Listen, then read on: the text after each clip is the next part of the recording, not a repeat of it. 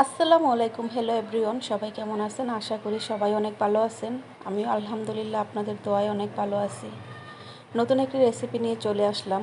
আজকে রান্না করে দেখাবো নবাবী সেমাই। এই সেমাইটা ছোট বড় সবার অনেক পছন্দের একটি সেমাই। তো চলুন দেখি কীভাবে রান্না করা যায়। প্রথমে আমি ঘিয়ের ভিতরে কিশমিশ আর বাদামটা ভেজে নিচ্ছি।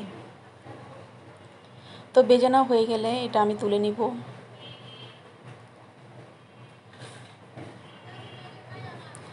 এখন আমি এই ঘিয়ের ভিতরেই আমি লাচ্ছি সেমাইটা ভেজে নেব। তো আমি এখানে 1 প্যাকেট লাচ্ছা সেমাই নিয়েছি। তো খুব অল্প আছে, এটাকে উল্টে পাল্টে ভালোভাবে ভেজে নিতে হবে। তো আমি ভেজে নিচ্ছি, আর এদিকে অন্য চুলায় আমি দুধটা বসিয়ে দিয়েছি। এখানে আমি 1 লিটার দুধকে জাল দিয়ে 1/2 লিটার বানিয়ে নিয়েছি। তো এটা খিরসার মতো আমি বানিয়ে নিব। তো এখন আমি দিয়ে দিব স্বাদ মতো চিনি। চিনিটা মিষ্টিটা যে যেমন পছন্দ করেন সেরকম দিয়ে দিবেন। তো আমি আমার স্বাদ মতো আমি দিয়ে দিলাম চিনি। তো এখন আমি অন্য একটি বাটিতে 2 চামচের মতো কর্নফ্লাওয়ার গুলে নিয়েছি। এখন সেই দুধটার ভিতরে ঢেলে দুধটাকে ঘন করে খিরসার মতো জাল দিয়ে নিব। তো আমার খিরসাটা রেডি, এখন আমি এটাকে নামিয়ে নিব।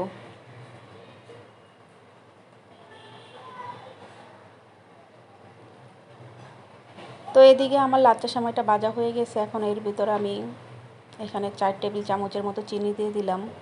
এখন চিনি দিয়ে সেমাইয়ের সাথে ভালোভাবে মিশিয়ে নিব। আর দিয়ে দিব হচ্ছে গুঁড়া দুধ। গুঁড়া দুধ এখানে আমি 1/3 কাপের মতো দিয়ে দিয়েছি।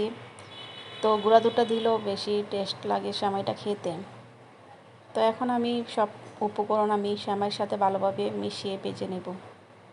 তো আমার সেমাইটা রেডি, এখন আমি ঠান্ডা করতে দিব। তো এখন আমি একটি বাটিতে প্রথমে আমি 1 ধাপ সেমাই দিয়ে দিলাম বিছিয়ে, তার উপরে আমি খিরসাটা ঢেলে দিচ্ছি। খিরসাটা চারপাশে ছড়িয়ে দিতে হবে। তো খিরসাটা দেওয়া হয়ে গেলে এখন তার উপরে আমি বাকি সেমাইটা আমি ছড়িয়ে দেব। চারপাশে ভালোভাবে বিছিয়ে দিব সেমাইটা। সেমাইটা দেওয়ার পর এখন আমি যে ভেজে রেখেছিলাম কিশমিশ আর বাদাম, সেগুলো আমি উপরে ছড়িয়ে দিব। তো ছড়িয়ে দিলে হয়ে গেল আমার মজাদার নবাবী সেমাই। তো আজকের ভিডিওটা আপনাদের কেমন লাগলো কমেন্টে জানাবেন। যদি ভালো লেগে থাকে তাহলে লাইক, কমেন্ট অ্যান্ড শেয়ার করবেন। সবাই ভালো থাকবেন, সুস্থ থাকবেন। আল্লাহ হাফিজ।